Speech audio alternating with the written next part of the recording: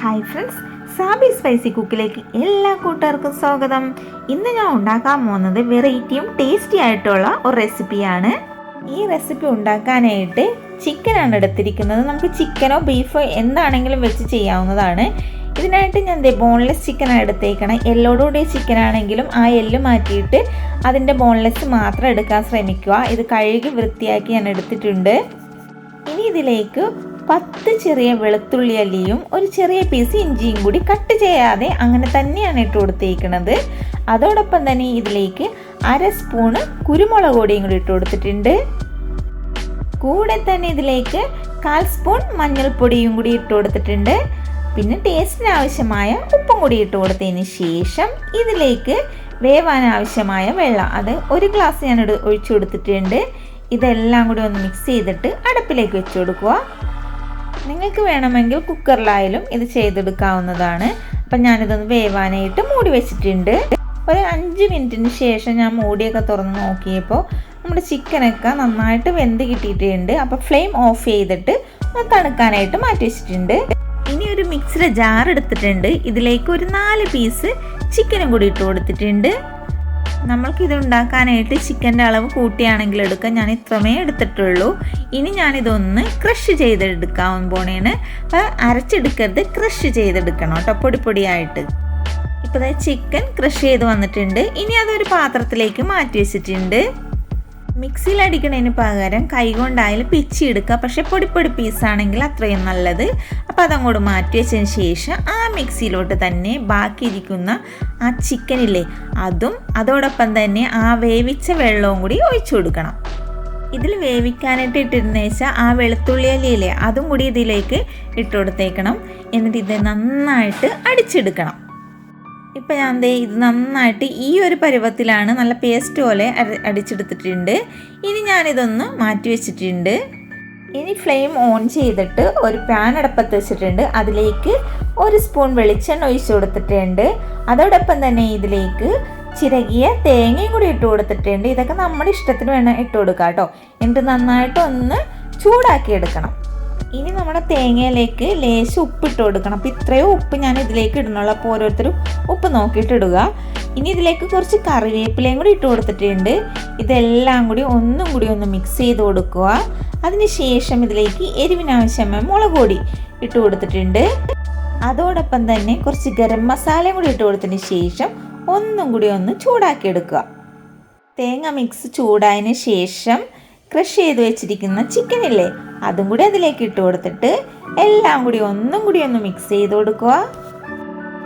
ഇപ്പം നമ്മുടെ മിക്സ് ഇവിടെ റെഡി ആയിട്ടുണ്ട്. അപ്പം ഞാൻ ഈ ഫ്ലെയിമൊക്കെ ഓഫ് ചെയ്തിട്ട് മാറ്റി വെച്ചിട്ടുണ്ട് ഈ മസാല. ഇനി ഞാൻ അടുപ്പിലേക്ക് വേറൊരു പാത്രം വെച്ച് കൊടുത്തതിന് ശേഷം ഇതിലേക്ക് 2 കപ്പ് വെള്ളം ഒഴിച്ചു കൊടുത്തിട്ടുണ്ട്. പിന്നെ ഇതിലേക്ക് നമ്മൾ അരച്ച് വെച്ചിരിക്കുന്ന ആ ചിക്കൻ്റെ സ്റ്റോക്കില്ലേ അതും കൂടി ഒഴിച്ചു കൊടുത്തിട്ടുണ്ട്. മൊത്തം 3.5 കപ്പ് വെള്ളമാണ് ഞാനിതിലേക്ക് ഒഴിച്ചു കൊടുത്തേക്കുന്നത്. ഇതിലേക്കും ആവശ്യത്തിനുള്ള ഉപ്പിട്ട് കൊടുക്കുക. എല്ലാവരും ഉപ്പ് നോക്കിയിട്ടിടാൻ ശ്രമിക്കുക. അതോടൊപ്പം തന്നെ ഒരു 1/4 സ്പൂൺ മുളക് പൊടി കൂടി ഇട്ട് കൊടുത്തിട്ടുണ്ട്. എരിവ് കൂടുതൽ ആൾക്കാർക്ക് കൂടുതൽ ഇട്ട് കൊടുക്കാം, കുറയുന്ന ആൾക്കാർക്ക് കുറച്ചിട്ട് കൊടുക്കാം കേട്ടോ. എല്ലാം ഓരോരുത്തരുടെ ഇഷ്ടത്തിന് ചെയ്യാവുന്നതാണ്. ഇനി അത് തിളക്കാനായിട്ട് ഒന്ന് അനുവദിക്കണേണ്.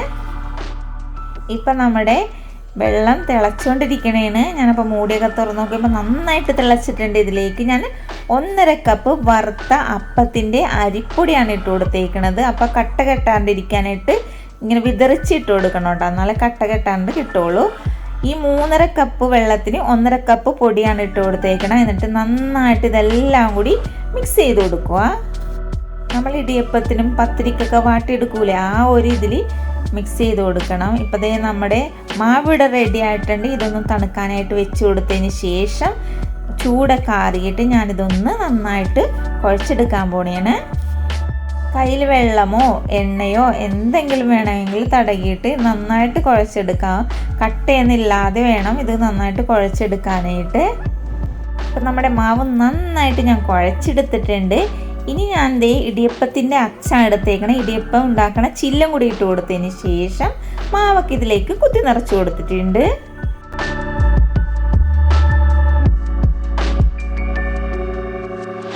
ഇനി ഞാൻ ഇഡ്ഡലിയുടെ തട്ടെടുത്തിട്ടുണ്ട്. അതിലേക്ക് വാഴയിലയുടെ പീസ് മുറിച്ച് വെച്ചിട്ടുണ്ട്. ഇതൊക്കെ ഓപ്ഷണലാണ്, ആവശ്യമുള്ള ആൾക്കാർക്ക് ചെയ്യാം.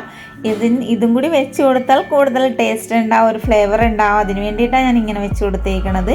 ഇനി അതിൻ്റെ മുകളിലേക്ക് ചിരകിയ പച്ചത്തേങ്ങയില്ലേ അതും കൂടി വെച്ച് കൊടുത്തിട്ടുണ്ട്.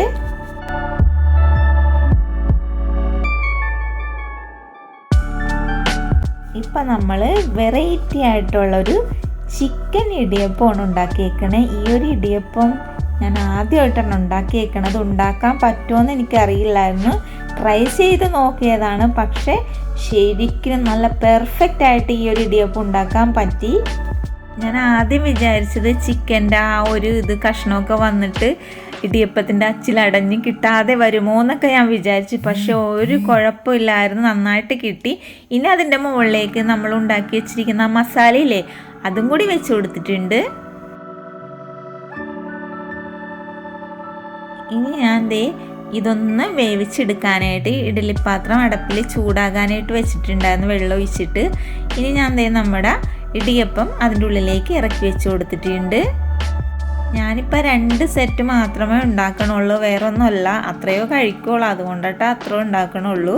അപ്പോൾ അടുത്ത സെറ്റും കൂടി ഞാൻ ഉണ്ടാക്കിക്കൊണ്ടിരിക്കണേന്. ഞാൻ വിചാരിച്ചു ഇത് നന്നായിട്ട് മുറുക്കം വരുമെന്നൊക്കെയാണ് ഞാൻ വിചാരിച്ചത്. പക്ഷേ ഒട്ടും മുറുക്കല്ലാണ്ട് എളുപ്പം നമുക്കിത് പീച്ചെടുക്കാനായിട്ട് പറ്റി. അപ്പം ഞാൻ അടുത്തതും കൂടി ഇതേപോലെ തയ്യാറാക്കിയിട്ട് ഇഡലി ചെമ്പിലേക്ക് വെച്ച് കൊടുത്തിട്ടുണ്ട്. ഇനി ഒരു ഫ്ലേവർ കിട്ടാൻ വേണ്ടി അതിൻ്റെ മുകളിലേക്ക് കുറച്ച് കറിവേപ്പിലയും കൂടി വെച്ച് കൊടുത്തിട്ടുണ്ട്. ഇനി ഞാൻ പാത്രത്തിൽ വെച്ച് വേവിച്ചെടുത്തു. അപ്പം ഞാൻ വെന്ത് കഴിഞ്ഞപ്പോൾ ഇതൊന്ന് തുറന്ന് നോക്കിയപ്പോൾ പറയാൻ പറ്റില്ല കേട്ടോ മക്കളെ, അത്രയ്ക്ക് നല്ലൊരു മണമാണ് ഇടിയപ്പത്തിന് ഉണ്ടായിരുന്നത്. ആ വാഴയിലയുടെയും കറിവേപ്പിലയുടെയൊക്കെ മണം, പിന്നെ ചിക്കൻ്റെ മസാല എല്ലാം ഇട്ടിട്ടുണ്ടായിരുന്നല്ലോ നമ്മൾ ഈ മാവിലി, ഇതെല്ലാം കൂടി ആയപ്പോൾ നല്ലൊരു മണമായിരുന്നു. പക്ഷേ മണം മാത്രമല്ല നല്ല ടേസ്റ്റായിരുന്നു. ഇത് കറി ഒന്നും വേണ്ട, ഈ ഒരു ബ്രേക്ക്ഫാസ്റ്റ് ആയിട്ടോ ഡിന്നറായിട്ടോ എങ്ങനെ വേണമെങ്കിലും കഴിക്കാവുന്ന ഒരു ഇടിയപ്പമാണിത്. ഇതിൻ്റെ കൂടെ ഒരു കട്ടനും കൂടി ആയാലോ, സ്വയംഭം ടേസ്റ്റ്. അപ്പോൾ നമ്മുടെ വീഡിയോ ഇഷ്ടപ്പെടുകയാണെങ്കിൽ നിങ്ങൾ തീർച്ചയായും ഉണ്ടാക്കി നോക്കണം കൂട്ടുകാരെ. നല്ല ടേസ്റ്റുള്ള ഒരു ഇടിയപ്പമാണ്. അതോടൊപ്പം തന്നെ എൻ്റെ ചാനൽ സബ്സ്ക്രൈബ് ചെയ്തിട്ടില്ലെങ്കിൽ സബ്സ്ക്രൈബ് ചെയ്യണം. തൊട്ടടുത്ത കുഞ്ഞ് ബെൽ ബട്ടൺ അമർത്തണം. ഓളൊന്നും കൂടി പ്രസ് ചെയ്യണം. പിന്നെ ഷെയർ ചെയ്യാനും ലൈക്ക് ചെയ്യാനും മറക്കരുത് കൂട്ടുകാരെ. നെക്സ്റ്റ് വീഡിയോ ആയിട്ട് നെക്സ്റ്റ് റെസിപ്പി ആയിട്ട് ഇനിയും വരാം. Thank you for watching friends. Bye bye.